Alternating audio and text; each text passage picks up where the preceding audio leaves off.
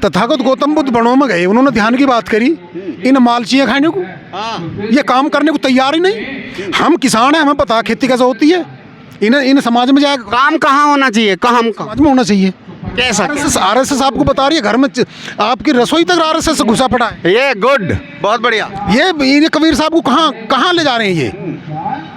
बस 4 दिन अब, 4 दिन बाद में फिर अपने घरों में। कबीर साहब के जो समाज से लोग आते हैं, कबीर साहब के समाज से जो लोग आते हैं वो लोग जय श्री राम कर रहे हैं। ज्योतिबा फुले के समाज से जो लोग आ रहे हैं वो जय श्री राम कर रहे हैं। बिरसा मुंडा के समाज से जो लोग आते हैं वो जय श्री राम कर रहे हैं। और हमारे जो महापुरुष हैं ये सब हमारी खोपड़ी पे दर्जे लालक है, चमारों की पे।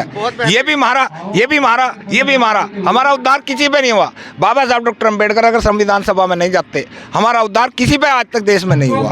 अगर कोई हुआ हो तो बता दो।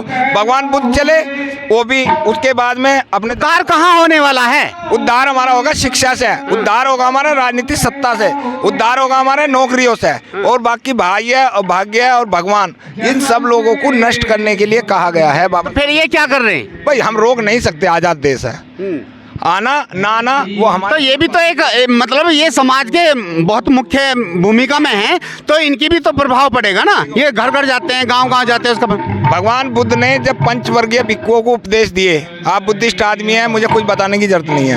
उन्होंने मुझे नहीं बताने की, लोगों को बताने की आवश्यकता है। उन्होंने कहा चरते भिक्का, चरते भिक्का, चरते भिक्का।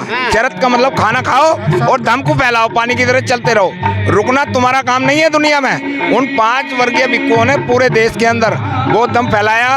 उसके बाद में पूरे संसार के अंदर बौद्ध धर्म चला।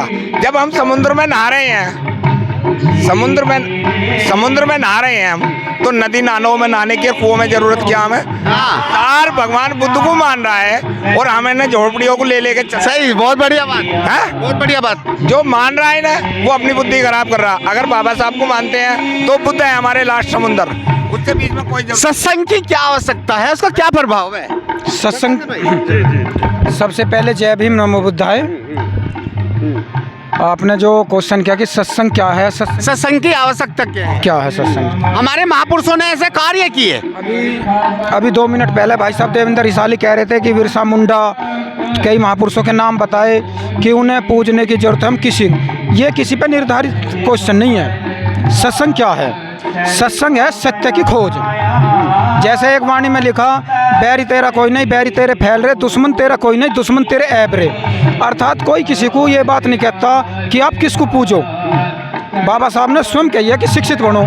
जब व्यक्ति स्वयं शिक्षित बन जाओगा तो उस शिक्षित होने पे ही अपना तर्क। किस चीज़ की खोज की आप बात कर रहे हैं, समझ नहीं पा रहे हैं। हमें खोज करनी है सच की। सच क्या है? सच क्या है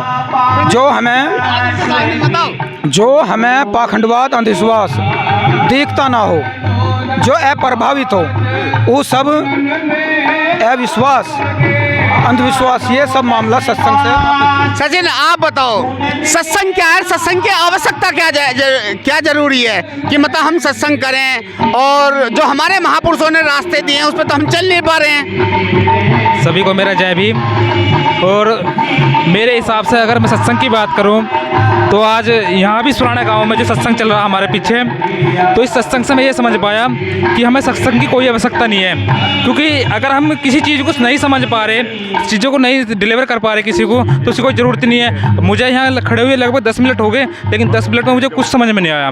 तो मेरे हिसाब से सत्संग ना होकर उतने समय विचार गोष्ठी होवे ताकि लोगों को कुछ समझ में आवे। विचार गोष्ठी कैसे? मतलब किसी विषय पे लेके तार्किक बातें होनी चाहिए। ऐसा नहीं कि मतलब कि अपना राग लाभ लिया या एक आस्थावादी बनाने की बातें ना होके एक आदमी के अंदर आदमी के अंदर तर्क पैदा होने चाहिए। जबकि यहाँ एक तरीके से देखा था तो उन पर मतलब कि मट्टी डाली जा रही है। मेरे हिसाब से तो यही, अगर इस चीज़ों को ख़त्म कर दिया जाए मेरे हिसाब से। तो हमारे महापुरुषों ने इतना कार्य किया है, इतना कार्य किया है, यदि हम उस पर भी काम करने लगे तो मैं कह रहा हूँ कि इनका सबका पूरा जीवन खत्म हो जाएगा। मैं यदि इन पूरे पीछे जो संत महात्मा बैठे, मैं आरोपित नहीं कर रहा हूँ। हमारे महापुरुषों ने सुक्तियाँ ज्ञात की हैं। सुक्तियों को निषाद किया है, समझ रहे हो ना, आविष्कार किया है। यदि मैं किसी एक भी बनते से या भी एक भी संत से एक सुक्ति पूछ लूं कि तुमने कौन सी सुक्ति का निजात किया, तो शायद ना बता पाए।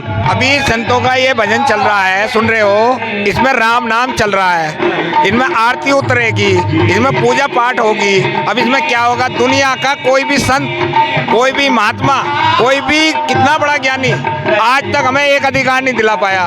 बाबा साहब डॉक्टर अम्बेडकर स्कूल गए तो देश के अंदर शिक्षकों की कमी नहीं है। बाबा साहब डॉक्टर अम्बेडकर लंदन गए, अमेरिका गए, विदेश जाने वालों की कमी नहीं है। डॉक्टर अम्बेडकर पहली बार बैरिस्टर बने, एडवोकेट बने, तब वकीलों की कमी नहीं है। डॉक्टर अम्बेडकर ने पीएचडी करी तो पीएचडी वालों की कमी नहीं है। डॉक्टर अम्बेडकर नेता बने तो नेताओं की कमी नहीं है। दिया तो हमें सब कुछ उसने है, और कहा कि लास्ट में कि चलो बुद्ध की ओर। बाबा साहब से बड़ा ज्ञानी तो हमारे लिए कोई नहीं है संसार में। बिल्कुल बिल्कुल। भगवान बुद्ध के बाद दूसरा नंबर आता है। तो जब उन्होंने जो सा रास्ता दिया, हम वहाँ जावें या यहाँ जावें? तो फिर इनकी समझ में नहीं आ रहा या हमें समझ में नहीं आ रही है? देखिए बाबा, मेरी बात समझ पा रहे, इनकी समझ में नहीं आ रही बात ही, या ये हमारी समझ में नहीं आ रही? साधु संत ये कहते हैं मोह माया से बच के रहो, और सबसे ज्यादा धन मोह माया इनको चाहिए। अब इन सब ये तो मतलब जब धन के बिना एक कदम भी नहीं धरते, तो फिर इन्हें धन की जरूरत क्या, जब संसार त्याग दिया? जब संसार त्याग दिया तो धन की जरूरत। कान इधर से पकड़ा या इधर से पकड़ा, कान ही पकड़ना है। जब राम का नाम ही लेना है तो ये घुमा फिरा के ले रहे। ये सब ये कह रहे हैं आरएसएस वालों की विचारधारा जो भरी हुई है। एक चीज क्या कहते हैं सत्संग में, यहाँ इधर एक राम मन में समाया, एक राम घट में समाया, एक राम दशरथ का जाया, है तो तीनों राम ही, और राम से हमारी लड़ाई है। तो फिर हम कौन सा सत्संग चलाने? क्या है सत्य? सत्य है क्या? अगर आप मजबूत हैं, आप मजबूत हैं, आपके पास धन है, आपके पास ताकत है, आपको कोई शोषण नहीं करेगा। अगर आप गरीब रहेंगे, हर आदमी आपको दबाएगा। इसीलिए मेरी तरफ गुरु जी मेरा सवाल ये है, आप लोगों से सीधे हो जाओ, कि सत्संग क्यों जरूरी है? हमारे महापुरुषों ने, तथागत गौतम बुद्ध ने, बाबा साहब ने, कबीर साहब ने, रविदास साहब ने इतना सारा काम किया। अब सत्संग की क्या आवश्यकता है, क्यों जरूरी है? देखो, जहाँ तक आप कह रहे हैं सत्संग क्यों जरूरी है, सत्संग आत्मबोध का ज्ञान कराता है इंसान को। पहले जो परिचर्चा होती थी, ज्ञान की, इसको ज्ञान की परिचर्चा भी कहते हैं, धम्म चर्चा भी कह सकते हैं, अलग अलग रूप हैं, जबकि दोनों का सार एक ही है, धम्म चर्चा का भी, सत्संग का भी, ज्ञान चर्चा का भी। अच्छा, जितने यहाँ व्यक्ति पंडाल के अंदर बैठे सबको आत्मज्ञान होगा, इसका मतलब मैं यदि बात करूँ तो सब जवाब दे देंगे फटाफट? देखिए, संत में और मानव में बहुत फर्क है। मैं समझता हूँ ये आप क्रिटिसाइज कर रहे हैं। नहीं, क्रिटिसाइज नहीं कर रहा हूँ भाई, आप कह रहे हैं आत्मज्ञान है, यानी कि जितने भी यहाँ बैठे सबको आत्मज्ञान होगा। नहीं, जो संतगण बैठे हैं वास्तव में इंसान से तो ऊपर ही हैं। जब उन्होंने अपना घर परिवार छोड़ा है, वो अपना इतना धर्म साधना कर रहे हैं, तो इंसान से ज़्यादा ज्ञान होगा उन्हें इसमें। तो बाबा साहब ने समाधि क्यों नहीं ली? देखिए, जब इसमें ही रास्ता था तो उन्होंने समाधि क्यों नहीं ली? उन्होंने क्यों कहा कि शिक्षित बनना बहुत जरूरी है? क्या रविदास जी ने शिक्षा के लिए नहीं कहा?